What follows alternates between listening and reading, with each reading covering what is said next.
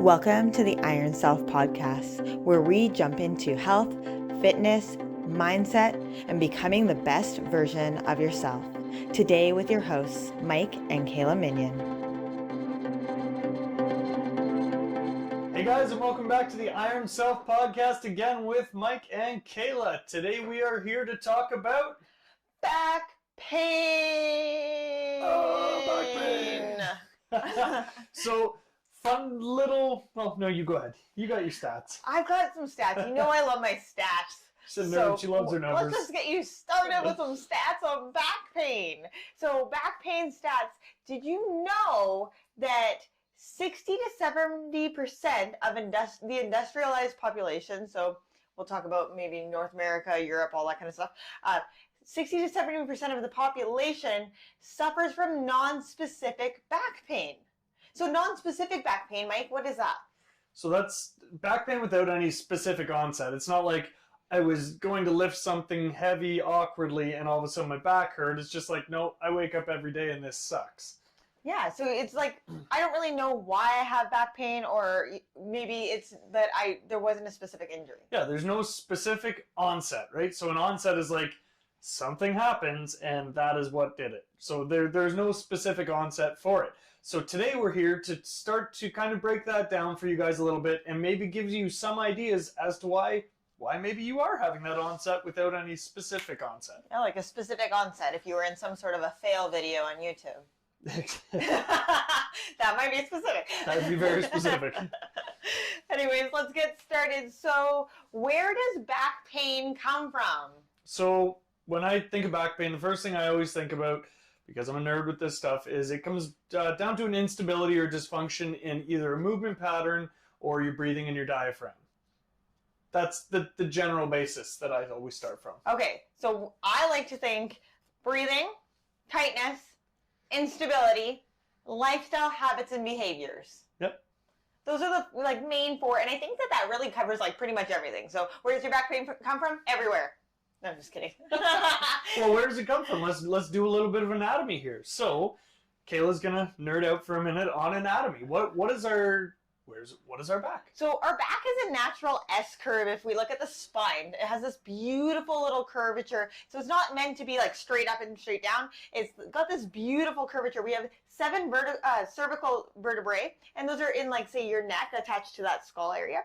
We have 12 thoracic vertebrae, which is kind of in that upper rib cage area, we'll call it. We have 5 lumbar vertebrae, and that's kind of where your back kind of sways in a little bit. We have 5 sacral vertebrae, so right closer down towards those hips there, and then 4 coccygeal vertebrae, which is just like that tailbone area. So that's kind of how it has that nice, beautiful S curve. So that is the anatomy of your spine, right? So this is when somebody's talking about their back, they're like, oh, I hurt my low back. Well, that's going to be your lumbar spine, generally lumbar to your sacral region, if that makes sense. Yeah, and within that lumbar to sacral regions, there's so many muscles that attach in that area. To say that it's one muscle specific, it's never one muscle specific. And we always want to think about your body as a holistic approach, right? So start from the ground up sometimes, or we start from the top down. There's 2 different ways to do this. What are your feet doing that are affecting your hips? And then maybe what is your rib cage doing that might be affecting the hips? So it's kind of look above and below the main joint where you're having the issue. For sure. So now if we're talking about the actual specific muscles, well, we won't get too specific, but the muscle groupings that are going to affect your low back region. So we start looking at your hip rotators. So we have several different hip rotators, but I'm just going to leave you guys with the hip rotator, because if I start spewing off TFL pure formats, you guys are going to start going, what? We don't care what she's talking about. So hip rotators, okay, so that's a big one. They rotate the hips. Then the ones for hip stability, so then we're looking at, again, they do rotation as well. So your glute med min do internal or external rotation of your leg as well, the femur, right? So anyways, they stabilize the hips. So we got hip rotators, we have hip stabilizers. And then we have hip extenders. So it's your glute max. And we have hip flexors. So your hip flexors are these guys that tighten. Your psoas, your iliopsoas. Okay, so we've got a bunch of different muscles that revolve around the hips. Into the low back, we've got your latissimus dorsi, which is the largest muscle in your entire body that attaches down in that region. We've got our obliques. We've got our quadratus lumborum, which is that deep inner low back muscle. Then you actually just have your spinal erectors on either side of the spine, so... Yeah, spinal erectors, right? Straight up that spine. And then we've got our transverse abdominus wrapping all the way around. And then there's just so much more that's kind of going on in that region. Those are the big main everything ones. that ties in too, right? So then you got your hamstrings on your lower body. That if you have super tight hamstrings, we're going to get into the stretching, but that gets into that too. And your quads on the front of the body. Yeah. So there's just, it really is like a chain reaction. When one thing is tight or not working accordingly, then it's just going to cause a chain reaction. And then over time, what we see pain in the body or degeneration in the body, rather than actually seeing us recover from it. Because we live in a society where we just treat symptoms and not necessarily the problem a lot of the time. So one of the big things that we alluded to right at the start was that we were going to talk a little bit about breathing. So breathing dysfunction is one of the main things that is actually linked to back pain. So there's a study done in 2003. It was published in the Journal of Bodywork and Movement Therapies, and they had 111 people that were at the chiropractor for back pain. And of those 111 people, 3 out of 4 of them, so 3/4 of them, all identified with dysfunctional breathing. So they didn't know how to engage their diaphragms properly. So this is kind of that core. If you have dysfunctional breathing, then you're stacking all of your other movements on top of that. So dysfunctional breathing means we don't know how to use our diaphragm properly. So your diaphragm is supposed to, on inhale, come down and expand out.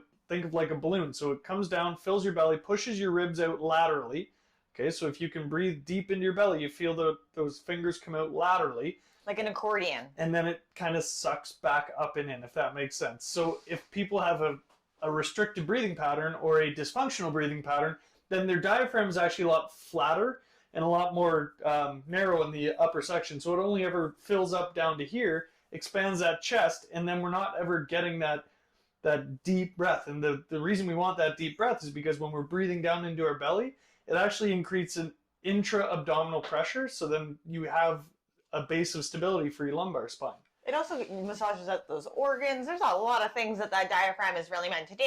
And so when we're only breathing in that upper respiratory part, you often will see people's shoulders rise. You'll see shoulders hunch around and forward. You'll see their shoulders go up and down as they breathe. Well, yeah, because they're using their traps, their upper chest, and then, yeah, just their upper body for their breathing. And a lot of times if you find somebody that has a headache at the back of their head all the time, they're like, oh man, I can't get over this headache all the time. And you watch them breathe, they're going to breathe like this, through their mouth, nice and shallow here. Once you teach them how to breathe deep into their belly, that headache actually sometimes relieves itself because they're using their neck muscles, their traps here, to actually, and their scalenes, to actually pull the breath in. Yeah, that sternocleidomastoid, the scalenes, like there's so much going on there that's all helping those shoulders to elevate versus allowing the chest to do the breathing. Okay, so, I mean, chest. Belly, more belly breathing, diaphragmatic, get it deep. Okay, so if people are having dysfunctional breathing patterns, what would you suggest for them to do? Or how would you suggest for them to figure out if they're having dysfunctional breathing patterns? Take an honest look at how you breathe. So if you are a mouth breather, there's a very high possibility that you have a dysfunctional breathing pattern because our mouth was only ever made as we'll call it like the emergency breathing. We want to offload CO2 really fast. You can do that through your mouth when you breathe out fast.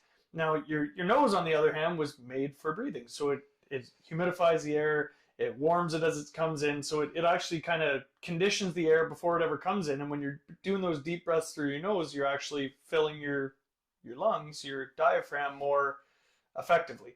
So the best exercise to start with, if you do not breathe properly to begin with, is learning how to do diaphragmatic breathing. So a good way to do that is laying down on your back, hands on your ribs, so you're feeling those bottom 2 ribs down here, and then breathing in deep through our nose. Just, you don't have to count your breath, just a nice full breath in and out, and you want to feel your belly and your ribs actually push out against your hands. And then when you breathe back in, you want to feel it suck back in. We have a really good YouTube video for this, so I will link it through in the show notes in case you want a little bit more of an instruction on how to do some diaphragmatic breathing. I know for myself, I've never done it laying down with my clients. I always do it sitting up because I guess I'm normally on like a Zoom call with them, so maybe that's why. Yeah. But it's funny because the minute you put your hands on your ribs and you try and say to somebody, now I want you to breathe without raising your shoulders, and they inhale through their nose, there's a lot of thought process, even for myself. I still have to think about it because all of a sudden, like, you get to a certain point, and I want to say you hit that point, and it's like, okay, shoulders must elevate in order to get more breath. And so it is that, okay, I need to remember that my ribs need to come out laterally. They need to expand horizontally into my hands like an accordion. And that I keep coming back to that visualization because for me, being able to visualize my ribs expanding like an accordion, like I understand what an accordion does, like that in and out motion, that helps me figure out what they're supposed to do. See, and this is why I always say it's easiest to start when you're laying down, just because when you're laying down and gravity's already pulled down against you, when you breathe into those ribs, you'll physically feel them start to pull out, right? And that's what you want to feel. Perfect. Okay, so let's dive into our next one. So we talked about breathing, and now we're going to talk about tightness and stretching. Tightness and stretching. So, like, it's not like that one episode where we were talking about doing millions and millions of lunges and recovery and feeling like you need to be in a constant state of stretch. Well, no, but the problem is that a lot of people with low back pain tend to just try and stretch their way out of it. So they don't think about strengthening, they don't think about breathing, they don't think about, what their lifestyle is doing to create these tight areas. They just think, I'm tight, I need to stretch, and that is it. They box themselves in that spot. Okay, so let's talk a little bit about stretching. I know we did touch on stretching in our recovery episode, but it is a really good thing to just recap a little bit. It's really important that we warm up for stretching. So whether you're spending, a couple minutes going through full range of motion on all your joints and main muscle groups to get the muscles a little bit warmer, or you're having a really warm shower, a hot tub. So I was going to say, if you got a hot tub or a sauna or something like that, that's great too, right? Warms up the body first, and then you can get into your stretches. And the reason for that is if you've ever taken an elastic band and stuck it in a freezer and then tried to stretch it, the very first thing it does is it snaps, usually. Think of your muscles the same way. The muscles are very, very similar, and they're not going to necessarily always snap, but we do have some, I don't want to get too sciencey. We have some receptors inside your muscles that tell if your muscle has lengthened too far, and it causes it to contract. That's good. That's the easiest way to explain it. Don't have to use fancy words. I don't have to get too fancy on you guys. So essentially, you want to make sure that you are warming up so that those receptors in the muscle tell your body, yep, this is a good depth. And we want to only go to the point of feeling the stretch, not forcing the stretch, right? There's nothing special about touching your toes, and I don't know how many times we have to say that. Every client ever. So you don't have to touch your toes. We're going as far as we can until we feel a stretch. You don't get an award when you touch your toes. Nobody's like, wow, that was amazing. Like, it's just like, go to that point, feel the stretch, hold the stretch, take some nice long deep breaths in through that nose. This is that important thing. So again, when we're stretching, and this is why yoga is so important, when you're doing your stretching, you should be breathing adequately too. So it's built, because at that point then you're building stability in the position, and we're going to talk about instability and stability coming up soon here too. Well, and that breath, so the other part that is important about this is that breath, when we're breathing and we're holding a stretch and we're inhaling through our nose, it brings us into that parasympathetic response, that relaxation response in the body, which when we're breathing through our mouth, that yeah, we're running. Sympathetic. That takes us into that sympathetic, that stress response. So we want to try and come out of that stress response and allow our body to find that relaxation place when we are stretching. Okay, so tightness. Now, where are places that people might not realize that tightness attributes to their back pain? So hamstrings, so the back sides of your legs and your quads are one area that definitely tightness does. Well, sorry, two areas. Your legs, is why I was thinking legs, one area. But anyways, two areas that you get quite tight because we spend a lot of time moving around. We walk, we are on our feet all day. So as a society too, we're rounded forward a lot. We tend to do things where we're kind of down and forward to the side. So then you start to get in those more kind of hunch positions, and we never really spend the time with that that open chest, that open thoracic. That expansion, right? Yeah. So when we are looking at stretching, we want to stretch our quads and our hamstrings, so our legs, the front and the back of our legs. Yep. We want to stretch around our hips. So a nice way to do that is if you're seated and you cross one leg over the other and let the knee flare out to the side and hinge slightly forward. We call it a figure 4 stretch. And you'll feel that into the hip rotators. Yep. Okay, so that gets those hip rotators. And then also stretching through the glutes. Glutes and hip flexors as well. So like your runner stretch, like the nice deep lunge with one side open, you can put that arm up for the nice lateral expansion there too. And then for your glutes, there's, yeah. I would lay on your back, supine spinal twist, lay on your back, pull one knee across your body, yep. and feel that stretch through the glutes. So those are the main areas that we would suggest. If you want a really good in-depth stretching video, specific to back pain. Specific for back pain, yeah. So we have a yoga video on YouTube, and I'll link it through on the show notes for you guys to check out for stretches for low backs. Perfect. Okay, so we've got stretches, we've covered breathing. Now, where are we going? Instability and strengthening. Instability and strengthening. So we already talked about kind of the musculature around that area. So if we're looking at it, what areas would we be most unstable in? And this isn't like every person's unstable in this area. But I will say a solid 80% of people, before they are trained, we'll call them, newbies to training or whatever, are the most unstable through their hip stabilizers. So your glute med and min and your glute max in general, like your whole hip side of your hip here is generally very unstable. And I would say that we tend to be, I'm going to call it almost over-stabilized. I know that that's not the right term, but like we compensate more with our hip flexors and our quads. 100%. And especially females, inner thighs and quads and hip flexors, we tend to really target those 3 areas a lot more when it comes to trying to stabilize through the hip joint. Well, and it's not even that we, like, for a lot of people, it's not that they train or overtrain the hip flexors specifically, but in, again, the life that we live nowadays, we spend so much time in a seated position that those hip flexors get locked in that seated position, in that constant flexion. Think about when you're driving your car or driving your truck, or you're sitting there watching TV, or you're sitting down doing your job at your desk. You're sitting in a flexed position. Your hip flexors are constantly in a flexed position. And we're going to dive way more into like that musculature when we get into the lifestyle habits, which is coming next. So instability. Okay, so how do we create stability then? Training.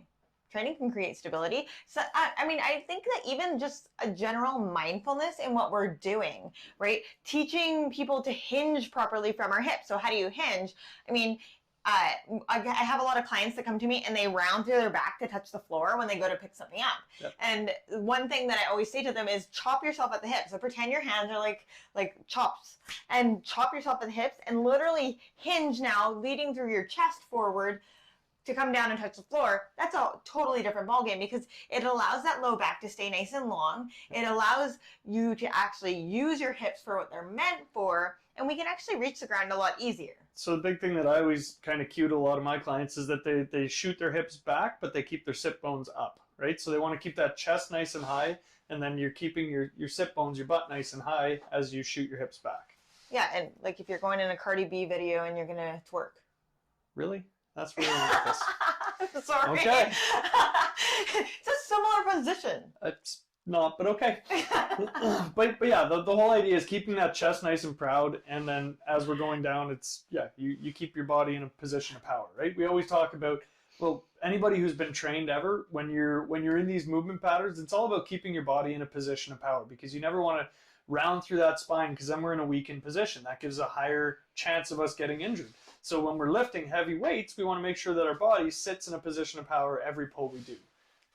Awesome. So looking at instability, we want to train a lot through our hips, the muscles around our hips. So our glute med and min, like Mike talked about, on the outside. So for those guys, it's a lot of like hip abduction movements. So that's, again, knees starting in something like a band around them, and then our knees going out, whether we're doing that seated, on our sides, however we want to do that. There's about 1 billion different ways to do hip abduction. There's so much hip abduction in the world. So we will link some videos through in the show notes for exercise ideas for hip abduction. So glute max, what's your favorite glute max? I love hip thrusts. I think everybody should. And not everybody likes hip thrusts. Some people prefer the bridge. I think most people don't like hip thrusts, the ones that don't, because if you make eye contact when you're in that forward flexion, that is a great thing. Well, you should be looking at your knees and not other people's eyes. Yeah, but if they're across the gym staring at you because you're hip thrusting.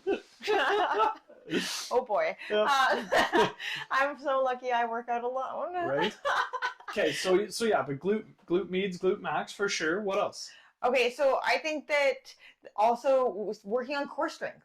Okay. So what would be exercises for core strength are planks. And I'm not talking about like the plank where you're like have to go from your toes and you got to do it for 3 minutes because your trainer on YouTube said so. That's ridiculous. I don't want anybody holding a plank usually. Actually, no more than 40 seconds. I don't let them go over 45 seconds. Yeah, exactly. Because other muscles start to come into play here. And in fact, most of my clients only do kneeling planks. And everybody's like, why do they only do kneeling planks? That's too easy. Because they're doing it properly. Yeah, because if you're doing it in a correct way, then it should be just felt in that core, maybe a little bit into the shoulder joint, but not like shoulders, glutes, core, legs. Low back. Yeah, exactly. So planks, curl-ups are great. Curl-ups are like a sit-up, but you have one leg long and one leg bent. So you have one leg right at a 90 and the other leg long. Doesn't matter which leg. And the reason we do that is because it actually takes the shear force off of your low back. So a classic sit-up puts, I forget the exact measurement, something like 1900 nanograms of force on your low back.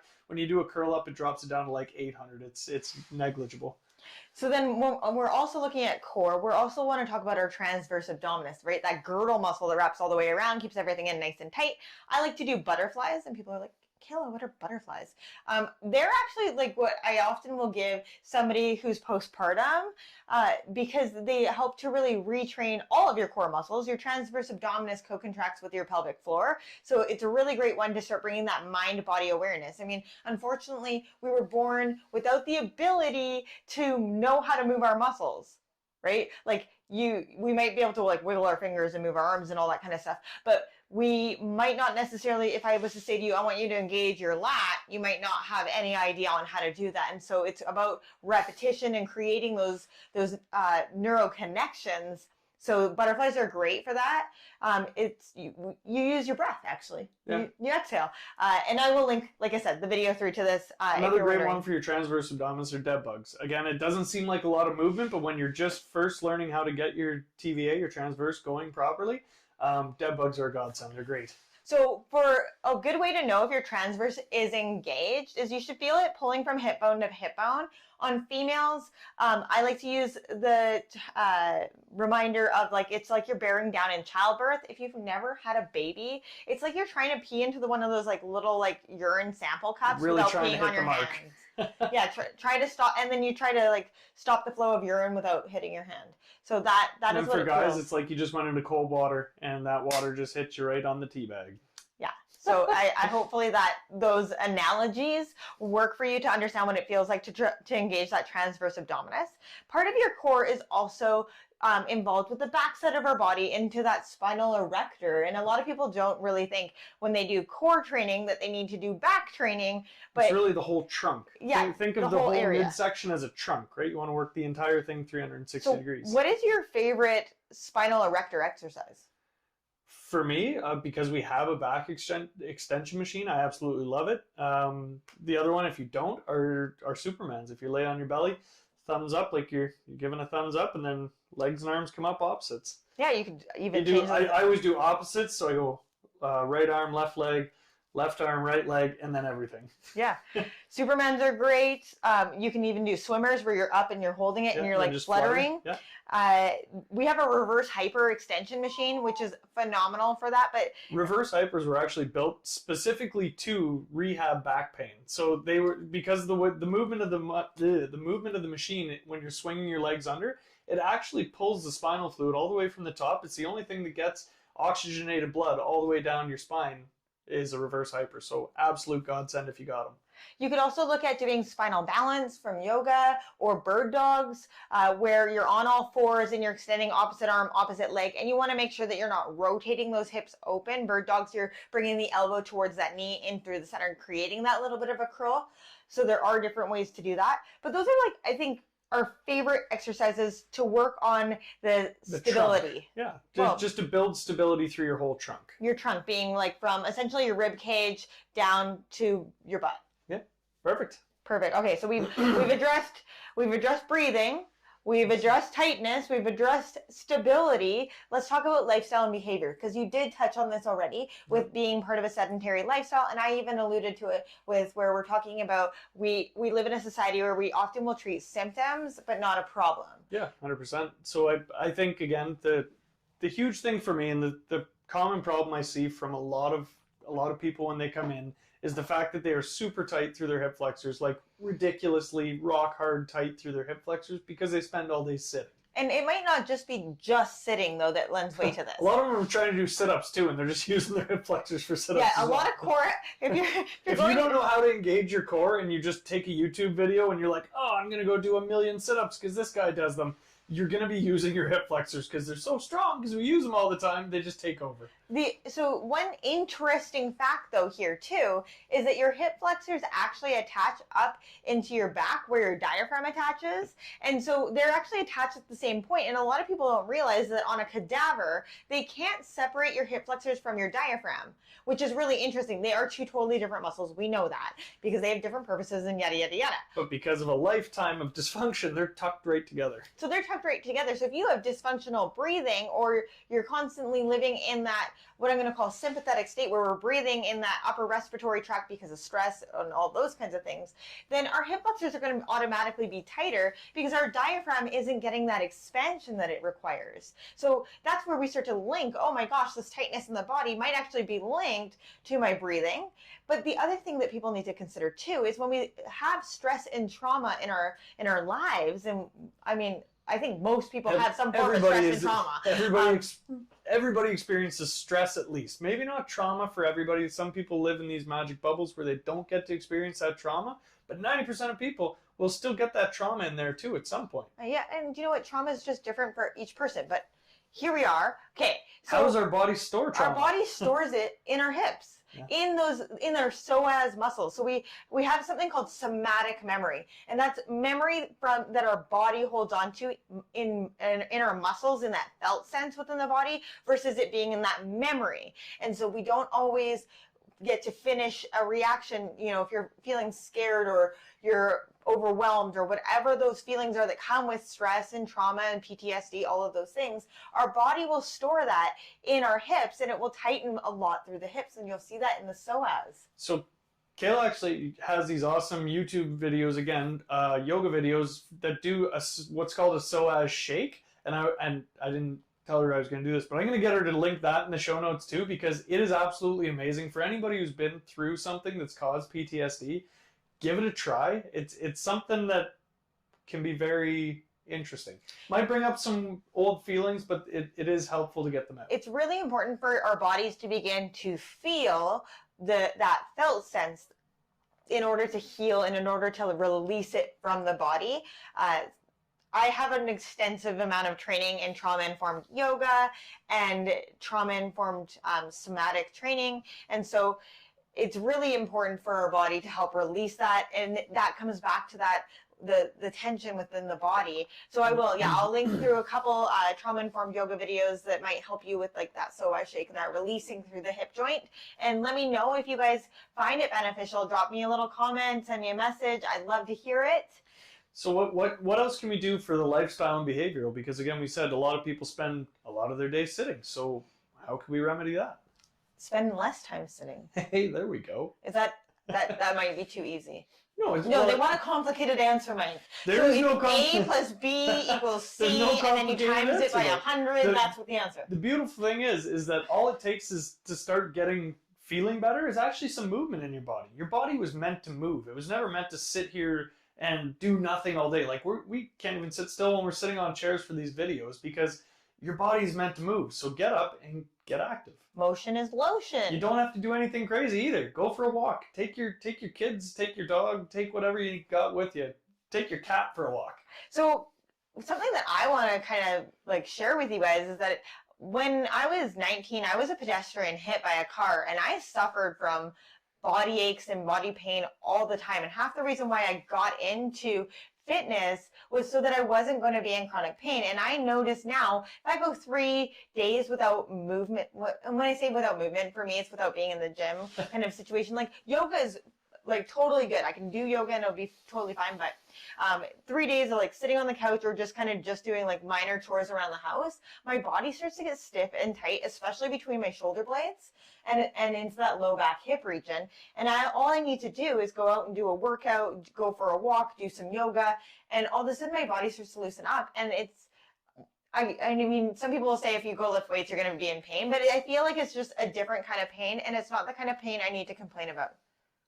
Unless I can't sit on the toilet, and that's a totally different. That's a different story. For myself with back pain, the most constant nagging back pain I ever had was when I was younger. I owned a detail shop. I was in and out of cars all day, and I never went to the gym when I was that age. So my glutes were super weak and super unstable. So every time I would be cleaning a car, I'd pop my back out. So I mean, there was a time there where I was going to the chiropractor twice a week for years. Well, I was in the most pain of my life when I worked a desk job. I saw a chiro and a massage at least once a week each. Yeah. And so now I think was for me from a lack of movement, and for you, it was from repetitive movement. Mine was repetitive with no actual strength training. So I wasn't doing anything to assist these muscles that were constantly going into cars, because that's what I did for a living when I was younger. And it wrecked my back. It pop out every like 2 days.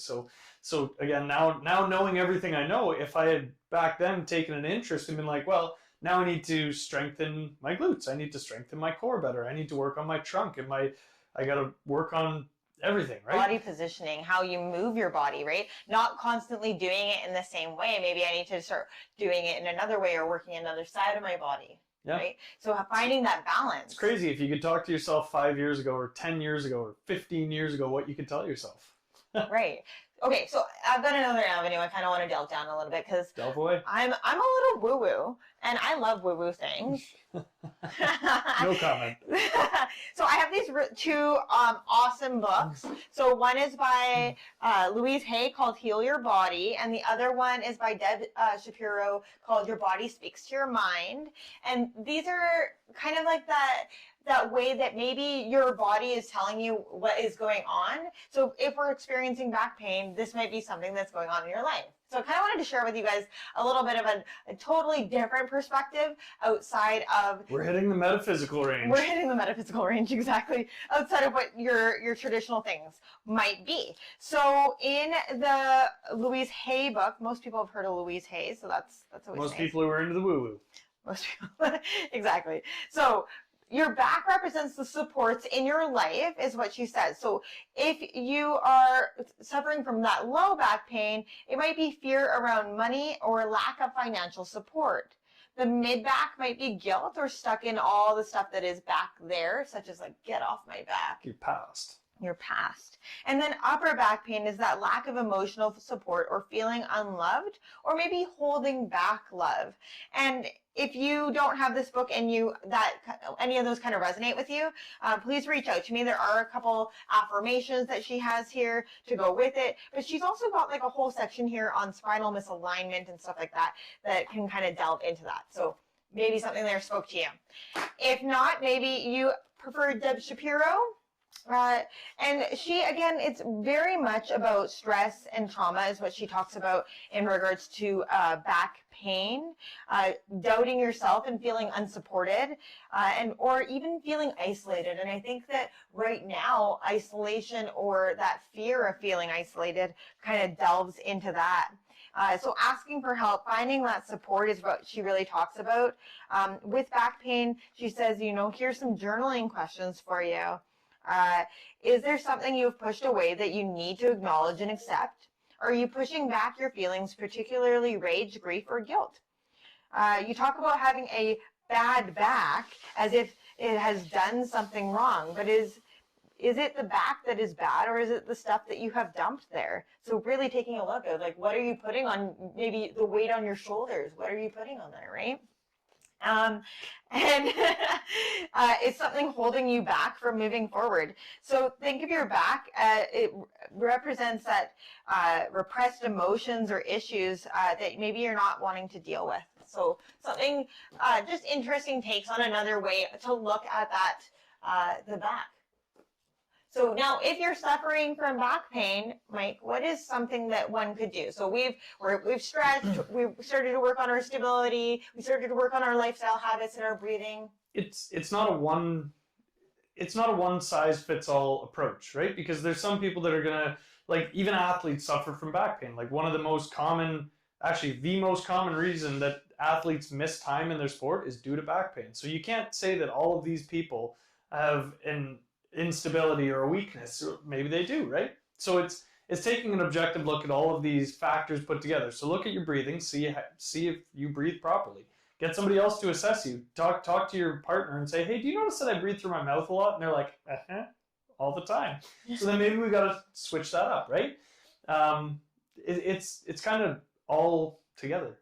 Yeah, and I mean, put some heat and ice on there to help. Kind of, if you've got that inflammation or some form of back pain, you can rest and heat it, ice it. But again, motion is lotion, so get up and move. The worst thing you can do is sit there and just kind of be in that pain. Yeah, and I mean, there's obviously the times where you do have to rest, where you've compressed a disc, or you have a bulged disc, or you've done some physical damage to the spine. Then 100% you're going to need that rest. But outside of that, if you suffer from those mild aches where it's like, oh, it just feels stiff and sore all the time. Muscular. Yeah, then that muscles need to move. Yeah. We were made to move. Yeah, exactly. Get active. Muscular, fascial, there's so much going on. So make sure you check out the show notes for this episode. I know we talked about so much and we gave you guys so much information. I'll link through a ton of videos through in the show notes to give you some ideas on maybe things to try, where to look for things. If you have any questions, comments, or concerns, make sure that you reach out to us. We love to hear from you. You guys have an awesome day. If you found some value in today's episode, make sure you share it with somebody you know and love, and hopefully we'll see you again for the next one. Have a great day, guys. Bye for now.